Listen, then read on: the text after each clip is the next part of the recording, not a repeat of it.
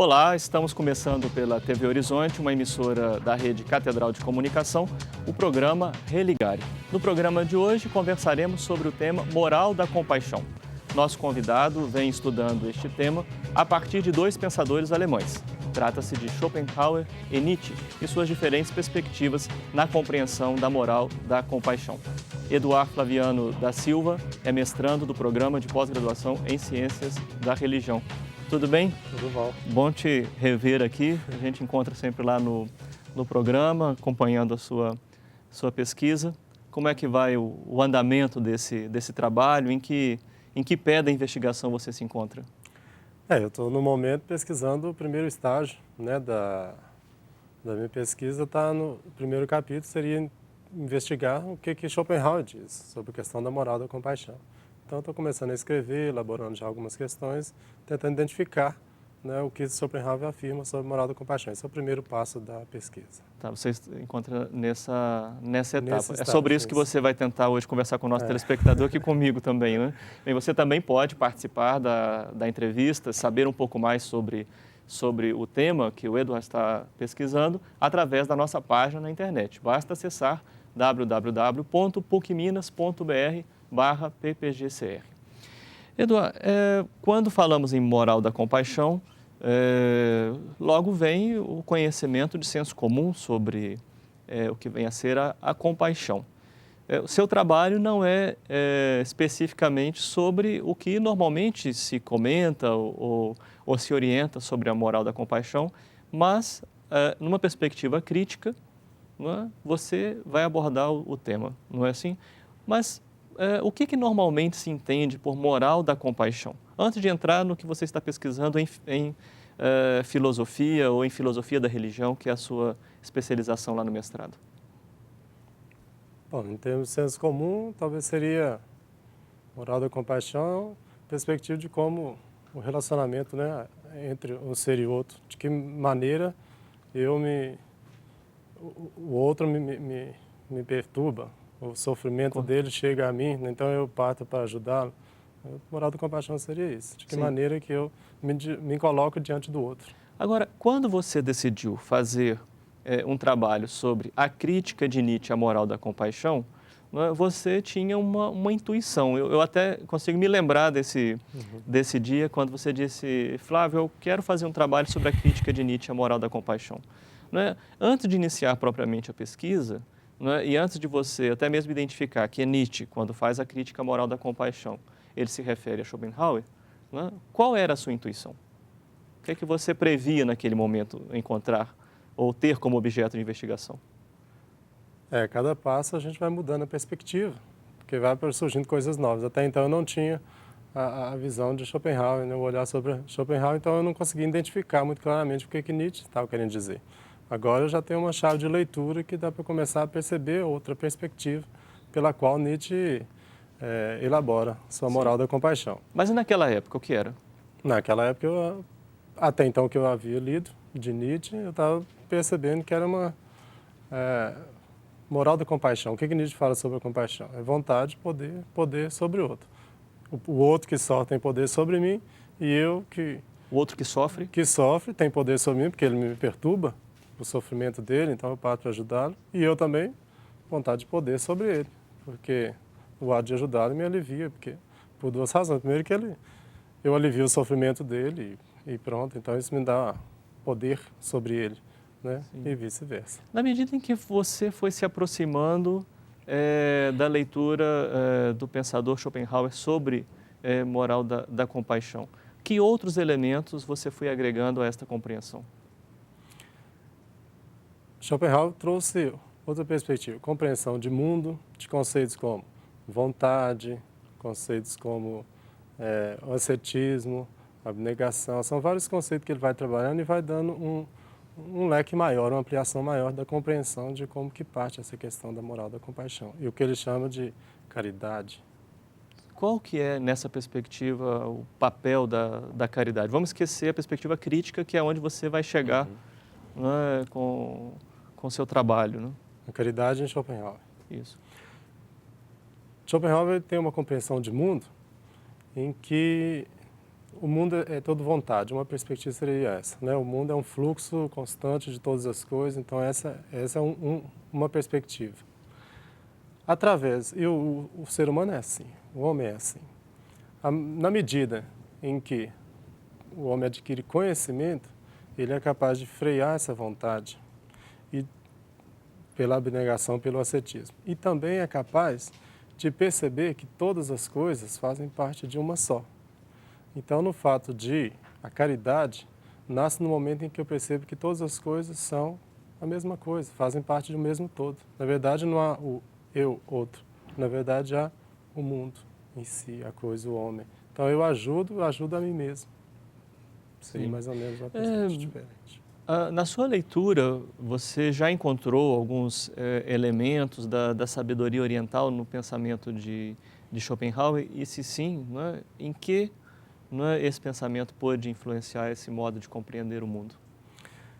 Schopenhauer tem muito de oriental, ele cita, né, algumas religiões, costumes, tradições, né, orientais, né, dá a impressão, né, ao ler que a gente tá lendo um pouco sobre o budismo, um pouco sobre o islamismo, um pouco sobre, né, os Vedas, são várias, é uma concepção de muito parecida com a forma dos orientais interpretarem, né? Ele, como diz, bebeu muito dessa fonte oriental na construção da sua filosofia.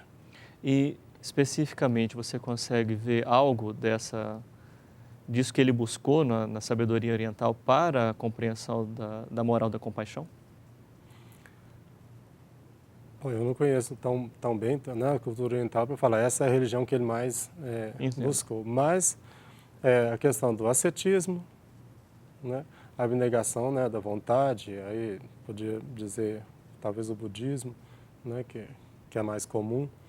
E então seria essa, negação da vontade, martírio, né, do próprio corpo, e é isso, a questão da compreensão do mundo como um todo, a ausência de um Deus, né? Mas aí é outro caso. Que é um tema do ateísmo em Schopenhauer, é o né? ateísmo em Schopenhauer. Não há um Deus, mas há a capacidade, pelo conhecimento, né?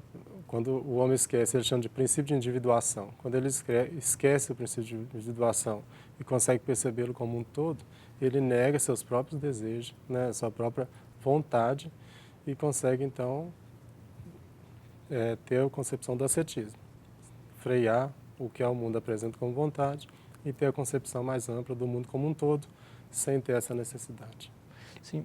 Quando você disse que você não está ainda na fase da pesquisa de fazer a crítica, não é a crítica que Nietzsche faz a Schopenhauer no aspecto da moral da compaixão. Mas esta moral da compaixão, de algum modo, você a vê, não é, atuante no cotidiano da sociedade contemporânea? Ou das sociedades contemporâneas, ou diz que está mais próximo de nós, né? Nós não abarcamos toda a diversidade do mundo contemporâneo.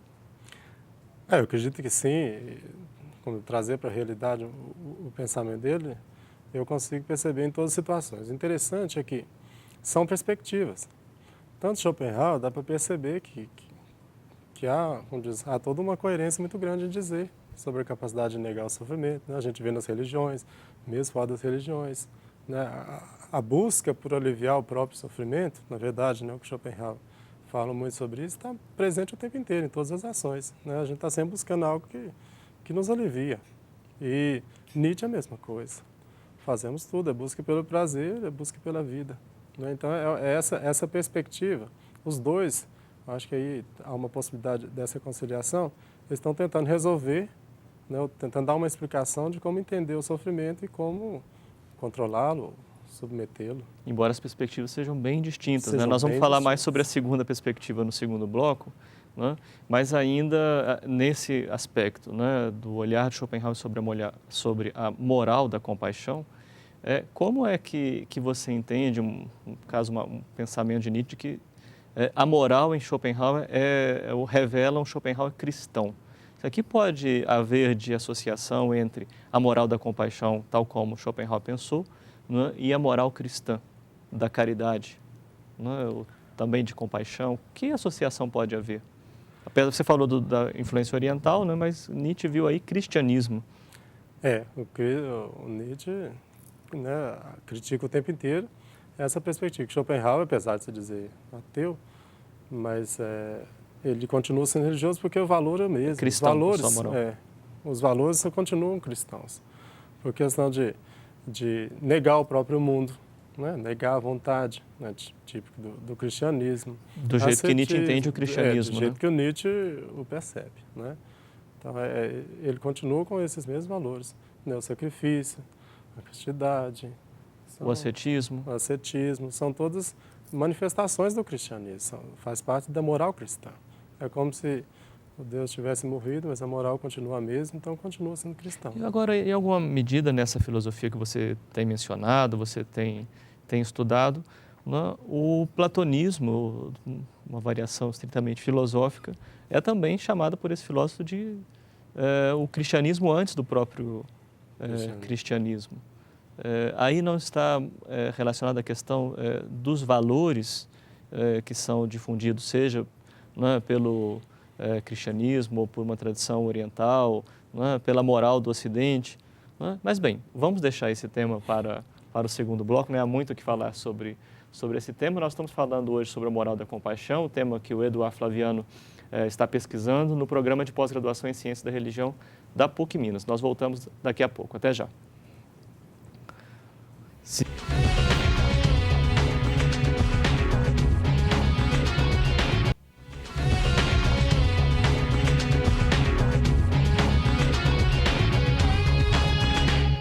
Estamos de volta com o Religare desta semana, que aborda o tema moral da compaixão. Eduardo Flaviano é o nosso convidado, ele é mestrando no programa de pós-graduação em Ciências da Religião da PUC Minas.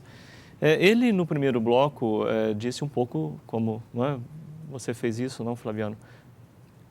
Aliás, eu quase nunca lhe chamo de Flaviano, sempre de Eduardo. Você fez uma apresentação a partir da filosofia de Schopenhauer sobre a moral da compaixão. Mas o que você pretende fazer é uma crítica à moral da compaixão.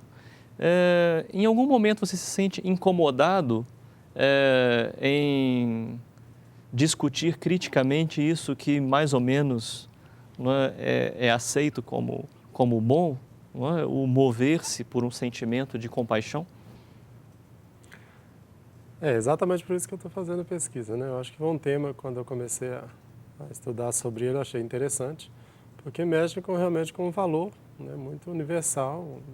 Numa perspectiva, seria um tanto quanto estranho dizer que a compaixão não seria, vamos dizer, bom, não seria boa, né? Então, é uma coisa, uma nova forma de perceber o que significa, o que está por detrás, ou como que foi construída essa questão da moral da compaixão. Você pretende, com a sua pesquisa, de alguma maneira, destronar o saber religioso e moral a respeito da compaixão, ou dar algum tipo de outro viés interpretativo para esta questão, ou chamar a atenção sobre alguma perversidade no sentimento de compaixão, na moral de compaixão? O que é bem que você quer? Não pretendo destronar, nada não. Acho que a pesquisa vai ajudar no sentido assim, pode propiciar uma fala um pouco mais verdadeira, talvez com menos falácia, algumas coisas que está muito por detrás, como se fosse a compaixão algo puro, simples, santo e imaculado. Não é bem assim, né? Existe toda uma forma de pensar que o move para essa atitude e o outro. E essa perspectiva, tanto de Nietzsche como de Schopenhauer, acho que amplia o horizonte, a perspectiva de compreensão.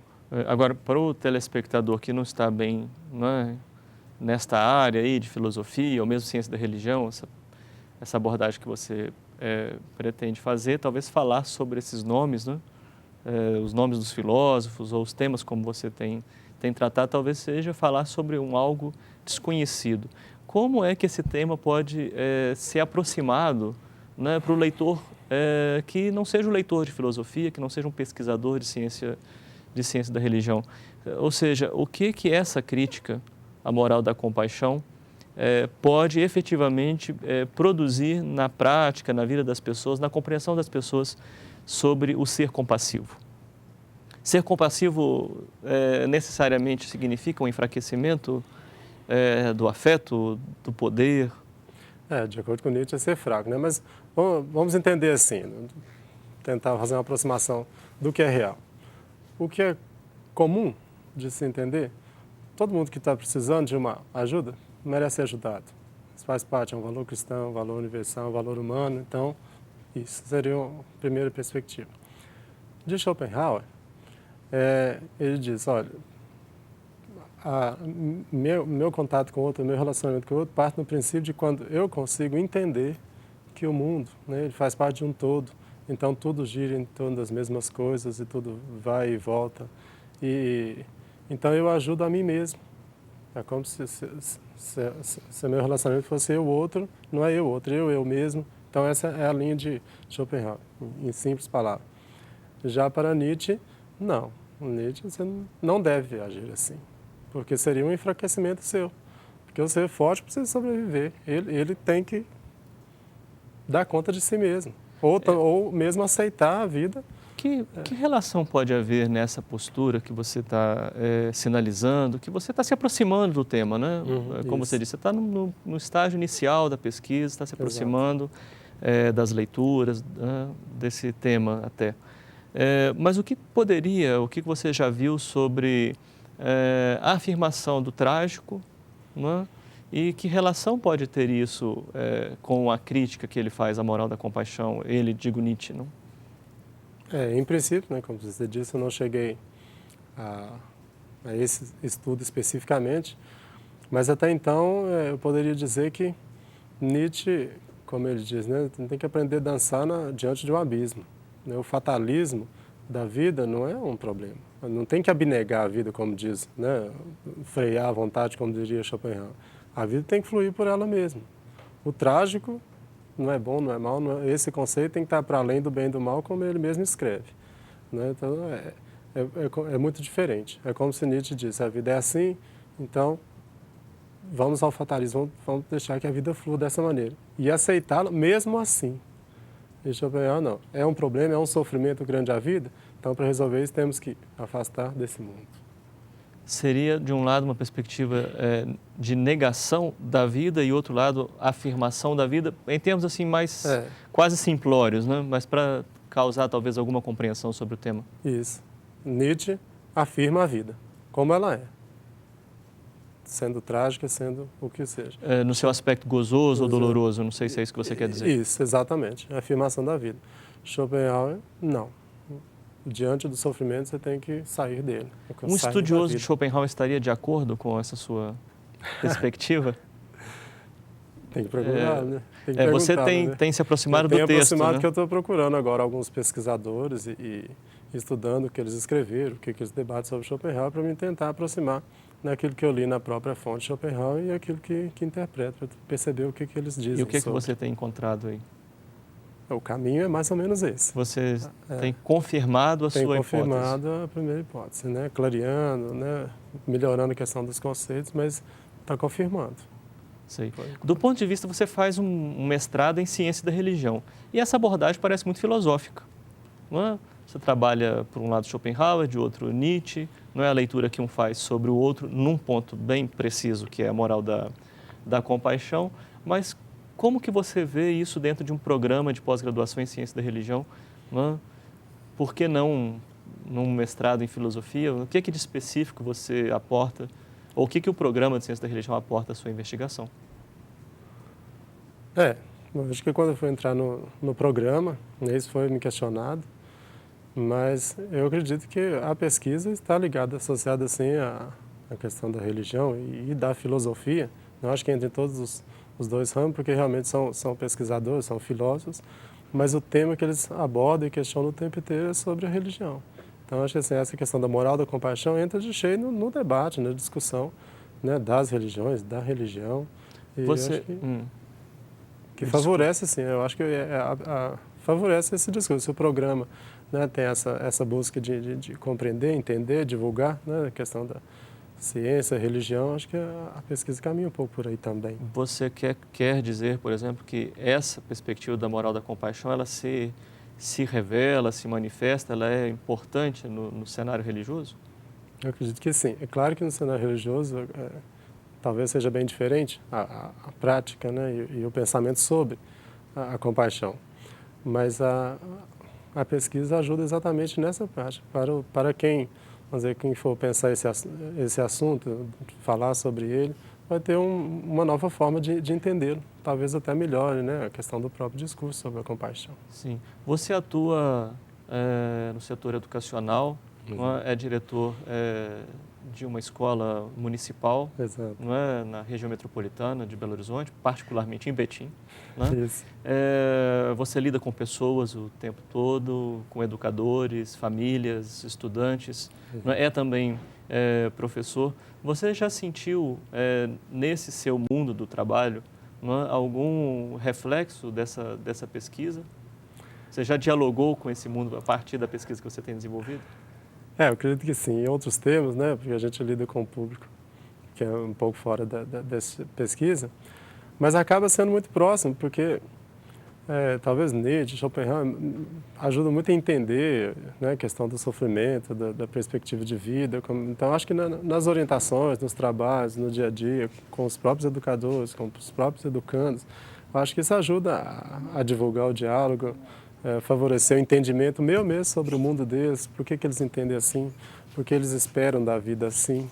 Né? Dá para perceber um pouco do que é cada mundo, o que a religião fez com ele, o que a filosofia fez com ele, né? O que as culturas fizeram com o pensamento deles. Então dá para ajudar, tanto na minha reflexão com eles, como no meu entendimento também do mundo deles. Sim, de alguma maneira, o pano de fundo aí dessa temática é nada menos que sentido se dá à vida, né? A partir de que sentido se dá e como se vivencia o sofrimento na vida. Isso. Essa perspectiva é muito interessante porque a cada um que chega na escola, que a gente orienta, tem essa busca desse sentido para a vida. E cada um tem uma maneira de interpretá-la. Um espera que ela chegue de graça, outro quer construí-la, outro quer isso. E a partir dessas perspectivas dá para a gente implementar e incrementar algumas coisas que os façam pensar um pouco mais sobre o sentido da vida e da própria existência. Expiar o sofrimento ou vivenciá-lo, não é, como parte inevitável? Não é? Como é que, pessoalmente, você se posiciona a despeito de qualquer leitura que você tenha feito? Em princípio, eu concordaria plenamente com Nietzsche, aceitar a vida como ela é. Mas, estudando Schopenhauer, achei também muito interessante. As duas perspectivas são possíveis. Mas é claro que o meu foco maior é de Nietzsche, né, para identificar Nietzsche em Schopenhauer. E a crítica, né, sobre a questão da moral. Você está mais para uma perspectiva trágica que para uma perspectiva cética. Exato, o trágico para mim já não me incomoda mais. Eduardo, muito obrigado pela sua presença. É um tema difícil, né? O telespectador compreende também as várias nuances, né? Isso. Eu desejo que você retorne quando você terminar a pesquisa, você venha aqui para trazer mais detalhes sobre essa sua pesquisa. Eu agradeço muito também a sua participação aqui no Religare. Continue ligado através da nossa página na internet, www.pucminas.br/ppgcr. Um abraço muito cordial e até o próximo Religare Conhecimento e Religião.